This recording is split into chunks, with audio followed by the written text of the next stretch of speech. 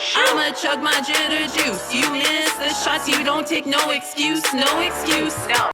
Welcome to Hockey Socks Radio, where we talk everything hockey from a female newbie's perspective.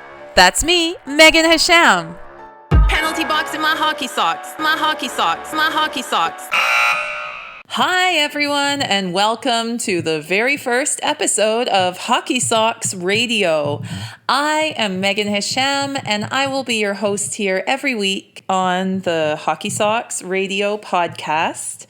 I want this to be a fun podcast that covers all the topics I would kind of want to hear. I've been listening to various hockey podcasts, specifically women's hockey podcasts, and I've just been feeling they're either way off topic and a little too fun, or they're way too serious and geared towards people who are pro or deep in that scene, discussing specific coaches, teams, things I've never heard of, things that don't pertain to me really even. So I'm not looking to find out stats of some women's college hockey team or anything like that. I'm looking to kind of get better at hockey myself and get into this whole recreational hockey scene and understand stuff better. So if you're with me on that, then this will be an awesome podcast for you too. I just wanted to make it geared towards women, recreational hockey players, or even women who think they might want to start playing recreational hockey and they want to learn more. So it will have my own personal commentary. I'm going to get tips on here, training ideas. I'm going to interview some people who motivate me and inspire me in the hockey world. So I guess I'll start with who I am. I've never really been into team sports as a child or growing up. I was really kind of against sports. I was scared of them. I didn't like them. I was more into girly things like dance. And, following up with that, I did become a professional dancer, dance instructor, as well as fitness professional and personal trainer. So I was getting a little more sporty with the fitness stuff. Then, I had two boys. And that definitely changed my head completely. My 9-year-old son has been deep into hockey for a few years now. And I started learning about the sport from him, basically. So I learned to put his gear on. I learned how the game was played, what an offside was, what icing was. I was living in arenas. I really started getting into it. I fell in love with everything hockey all of a sudden. It was crazy. It really is the most challenging and interesting sport there is, right? Last year I decided I wanted to start playing hockey myself, and I took a brave leap and joined a women's hockey league all on my own here. I begged a bunch of my friends to do it with me, but no one was really into that. So I just joined, and it was the best thing. I'm super excited and super happy I did that. So now I play with a bunch of women every Sunday, and I'm learning every week, getting better every week. I try and work on my technique and skating, which needs a lot of help, definitely. Stick handling, shooting, all that stuff. I take a few hockey classes here and there. I go to stick and puck with my son, stuff like that. So, and I just want to do more and more of that. So I am a complete noob, basically. I'm brand new at this, and you might think, why would you make a podcast then if you don't know anything? Because I basically don't. I mean, I'm getting more and more into it. I'm immersing myself into hockey, but I'm really, really a newbie hockey player or hockey trier. I really haven't done much. I don't know all the intricacies of it, but I think that kind of gives me a really interesting place to come from with this podcast, because I think there's a lot of us out there. There's a lot of people who kind of want to dip their toe in that water of the hockey playing world. But they're scared, or they're intimidated, or they're not sure where to start or how to do anything or how to just throw yourself into that, right? So I threw myself into it last year, and I am ready to talk about my experience, kind of give you ideas for your own experience there, help you get started through my inexperience, kind of. We can be together on this. I want to interview a bunch of hockey people who I follow on Instagram. They're super inspiring and motivating. All these hockey women that just are doing it. So yeah, I'll have interviews with more experienced people to help us out here. I'll have my own experiences. I'm going to come with tips and tricks. I am a fitness professional and I do sport-specific training, so I can help you out with the off-ice training a little bit that way. So yeah, I'm pretty much obsessed with hockey now. Something about me is I really like trying things I'm not very good at and watching myself grow. So that's what I want to do with hockey, and I want to do it with you all. So if you're like me and you love hockey, no matter what your level, whether you haven't even started playing yet, you want to start playing, you just started playing, maybe you've been playing a few years, but you still feel like you could improve. Of course, we can all improve at all levels. This podcast is going to be for you.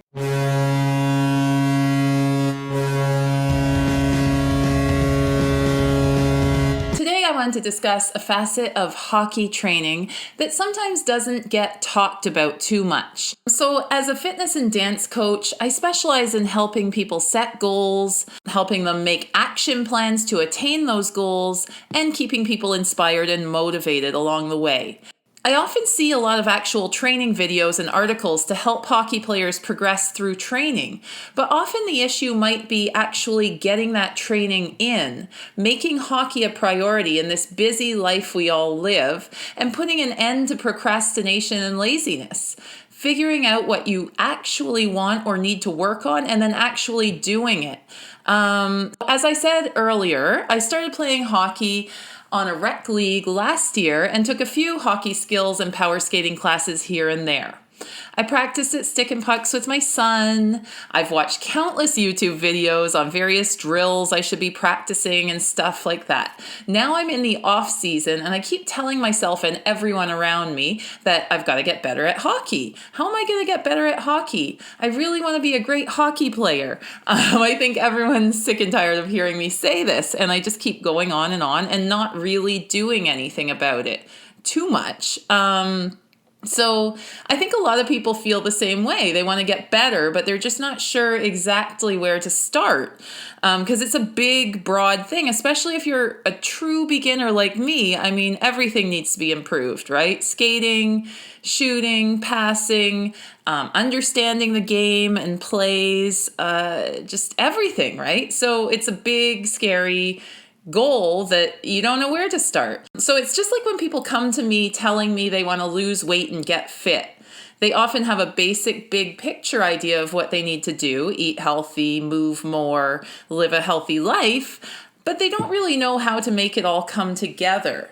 So the little things that make the big thing, like how to cook healthy meals, finding foods they're going to enjoy that are healthy, what to do at the gym, what type of workout they need, when they'll fit their workouts in, how they'll stay motivated, all those things. And I think the same goes for hockey training, at least at the start, at least for me.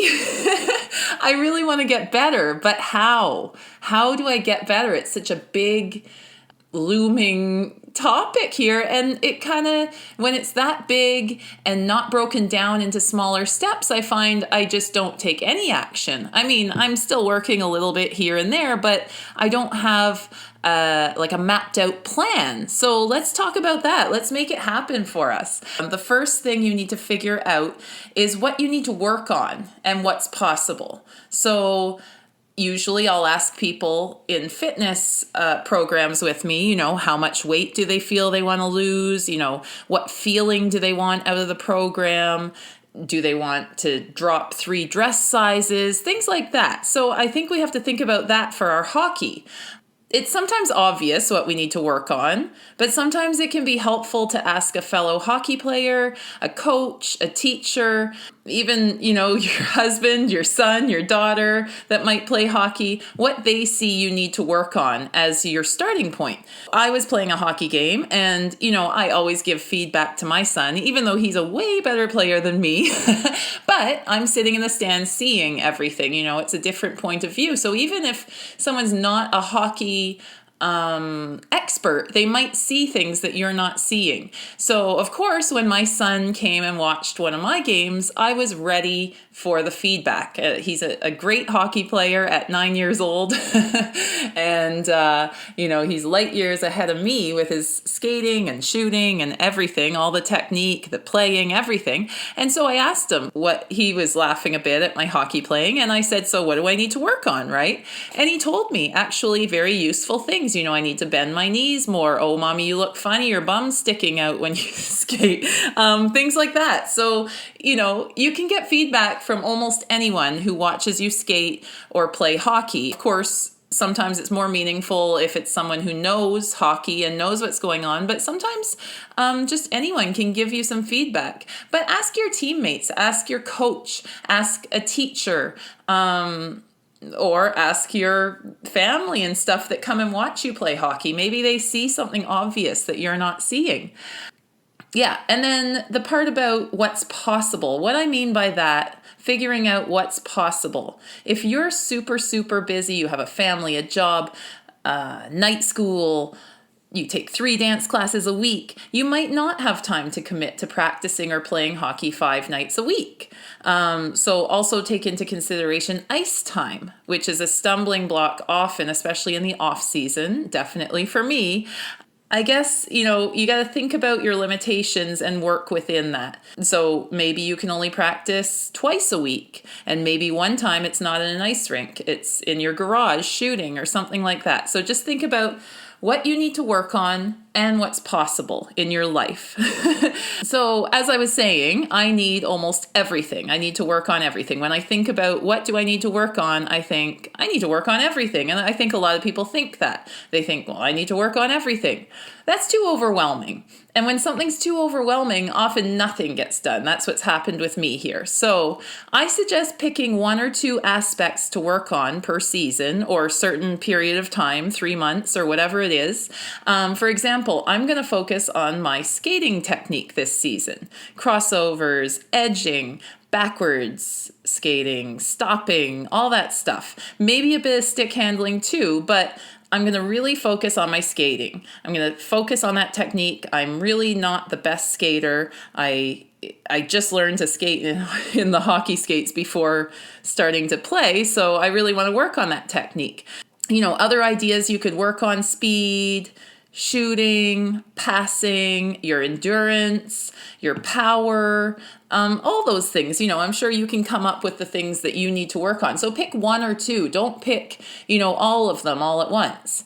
It's hard to choose when you're a true beginner like me, and there's so much you want to change all at once. But set some clear goals. So goal setting could be a whole other podcast, but I'll just briefly tell you a little bit about goal setting in my mind. So I used to use the SMART acronym for setting goals with people and for myself. S stands for specific. Okay, so a specific goal can't just be, I want to get better at hockey. And we need to make it specific. Basically, a specific goal is a more detailed goal, and it usually answers the who, what, where, when, which, why of your goal. M stands for measurable. Okay, so it has to be measurable. A stands for attainable. So it has to be attainable. You have to be able to get it reasonably attainable. R, it stands for realistic. So you might not become an NHLer in a month if you're just a beginner. Keep it realistic. And T stands for timely. So that's what makes a goal rather than just a dream, right? You have a date set for it or a time period that you're going to complete it in, right? But then I just saw something smarter goals. So then they've added the ER. And what is the E? Evaluated. E is evaluated. And I think that's an awesome thing to add on there. So I know my son goes to a hockey class, and the guy, he videotapes him at the start of class and at the end, and we see a huge difference. So, I think video is an awesome thing to evaluate yourself with. So if someone's starting a fitness plan. It's very easy. I weigh them. I take before pictures. We measure them. With hockey, it's a little harder. I mean, there's a few ways you can evaluate how you're doing. There's video, I think is awesome. You could videotape yourself doing the techniques or whatever you're going to be working on at the very start, and maybe at different intervals in between to see if you're improving, right? So to see if you need to change it up or what you need to do to fix it. And I think seeing yourself on video actually skating and playing hockey can be a real eye-opener, because you think you're doing one thing and you see, actually, we should have a whole show about that, about video feedback. I mean, big hockey teams have video coaches and all that. And I think you can use video yourself to coach yourself. So I think that might be a really great topic. We could talk to a video coach maybe and see how we can use that for ourselves, because I've seen little snippets of video of me playing hockey and it was a little embarrassing to say the least. Anyways, so yeah, my husband once taped me playing hockey in one of my first games, I think, and it was a bit funny. But it's awesome because I hope to look back at that and compare it to myself when I'm awesome, right? So it's fun. And you get to see things that you're doing that you might not notice, right? I saw I was way too straight up. I wasn't bending my knees enough. I saw I was way slower than I thought I was. Things like that. So I think video is awesome. I'm getting a little off topic here.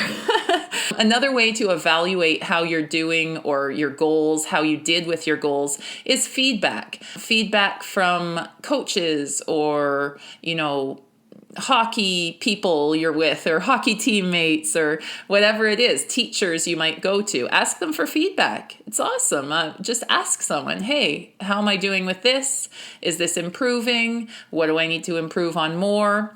And the R in SMARTER goals stands for revised. So I read what people said that was for. It's like once you achieve your goal, you revise it or something like that. I think in my mind, what I take it to be, I think as you're doing a goal, sometimes you need to revise it as you go. You might see, oh, no, I could achieve so much more. Or, oh, I got to achieve a little less by that date. To me, that's how I would use revise. But I think they were saying once you've achieved the goal, you revise it or something. I'm not sure. Look that up. SMARTER goal setting. Okay. It's from the SMART goal setting, but now they've changed it to SMARTER, which I think that's good. Evaluation is awesome. So my goal, one of my goals, for example, could be, and I like to put it, as kind of like a mantra. So very positive. I will be confident in my crossover technique by August 1st, 2018. So it's very clear, it's concise, it's specific, it's got a date. I think it's got most things in there. So that type of thing. And I'll keep telling myself that. The next thing, you can't just make a goal and that's that. Oh, I made a goal. I mean, that's awesome. Write it down, put it up somewhere so you see it all the time. That's a great thing. The next step in my mind is you have to set an action plan for each goal you set. So for this one, for my crossover technique, because I am a scaredy cat when it comes to crossovers, man, and I really want to be good at them. So for example, my action plan might be, I'm going to set out some point forms of what I'm going to do to get there. Take a private class to work on specific technique every 2 weeks. Practice skating in circles and crossovers for half an hour twice a week at Fun Skate or Stick and Puck. And then get out and practice crossovers on inline skates 2 times a week early morning before my whole family gets up. So that's because I don't have ice time all the time. So I'm going to start working on a few things on my inline skates. And I'm going to do a whole episode about that, probably next or the episode after next. I'll be talking about taking it outdoors onto inline skates. Anyways, so that would be my action plan for that. And definitely write down your goals and your action plan so you can keep looking back at them and remembering what you were thinking, right? The next thing is, so in your action plan, you're putting what you're doing. So then you need to schedule those practices or classes or whatever you're going to be doing to get to your goal, like they're important meetings and like they're mandatory things, not optional, not like, oh, if I feel like going and practicing tonight, I will. More like 9 o'clock, Friday night, I'm going to go out and do stick and puck and work on my crossovers. Or 2 mornings a week and make them specific. Tuesday and Thursday morning at 6 a.m., I'm going to get those rollerblades on and start working on my crossovers on them, right? So write it down in your day timer or however you keep track of your day, calendar, iPhone, whatever it is. So write down what you're going to be doing so you don't forget and you don't just say, oh, well. And then you have to think about things that are going to keep you going on these goals. So it's fine to make goals, make an action plan, be all excited, yay. And then after 2 weeks, 3 weeks, sometimes we lose sight and we stop, being so excited about those goals. So a few things you can do, I'll just give you a few ideas in my mind, is attach a vision to your goal. So really see yourself doing whatever you want to do. Like I can picture myself in my hockey gear doing effortless crossovers and not falling and just looking like an awesome hockey boss. So really get those images in your mind and really put an emotion to it. Think about it. Have a song that goes to it maybe. Vision boards are great. I won't go too far into those, but I love vision boards. You could even make a total hockey-centric vision board. I might do that. That's a great idea. So look up vision boards. It's just putting up a bunch of images or words or both to remind you of what you're working towards every day. You wake up, you see it. You go to bed, you see it. Vision boards are awesome. I won't get into that. I'm very passionate about them. I love them. But if you want to do that, that's a great idea. I think an accountability partner is awesome. So if you have a hockey friend, that you guys can make dates and get together on working on all the things you need to work on, whether you have the same goals or different goals, but just hold each other accountable. You might not even be going together to work on these things, but you're just like checking in. Hey, did you do your 3 practices this week? Maybe you're going together. That makes it really good because then you kind of have to go. It is like a meeting. So think about that. Also having a trainer or a teacher that you have to go see and take a class. You've paid money for it. You got to show up. That's a good one too. And just believing that you're going to do it. Really feel it in your soul that you will be able to do this. You're going to become this star hockey player, whatever that means to you. So those are the things that I think keep you going. Rewards, maybe you're going to buy some new skates if you can do something. Maybe you're going to treat yourself to a massage if you reach some goal, or even just a weekly goal, right? Maybe you need some awesome new stick, and that's going to be your reward at the end of a month of practicing like crazy or something like that. So think of some rewards for yourself. I think the bottom line is just finding the balance between dreaming, planning, scheduling, and getting out there and just doing it. So some people may get paralysis by analysis. That's what they say, right? Paralysis by analysis, where you're just writing things down and thinking about things and, I want to do this and this is how I'm going to do it and who am I going to go to and what am I going to do, when sometimes you do just need to get out there and do it, right? Just do it.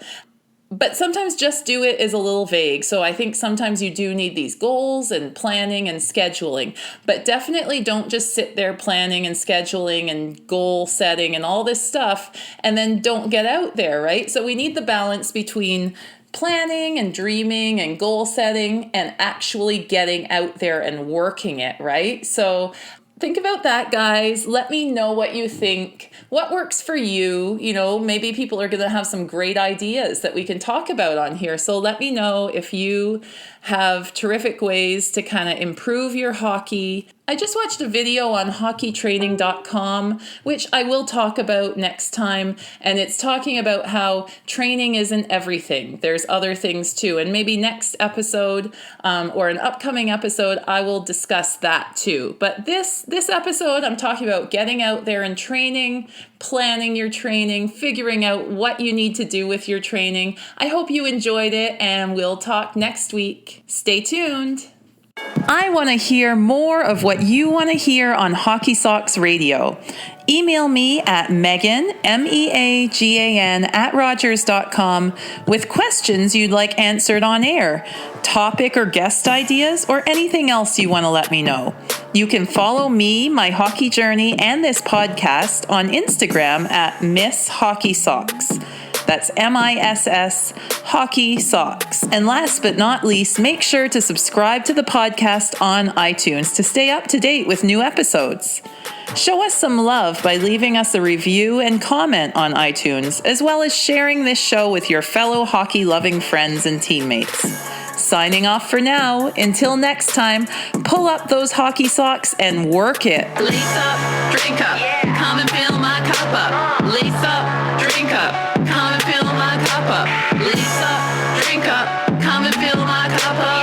Come and fill my cup up. Let's all get iced up. Slap shot, shoot. I'ma chug my jitter juice. You miss the shots, you don't take no excuse, no excuse. No.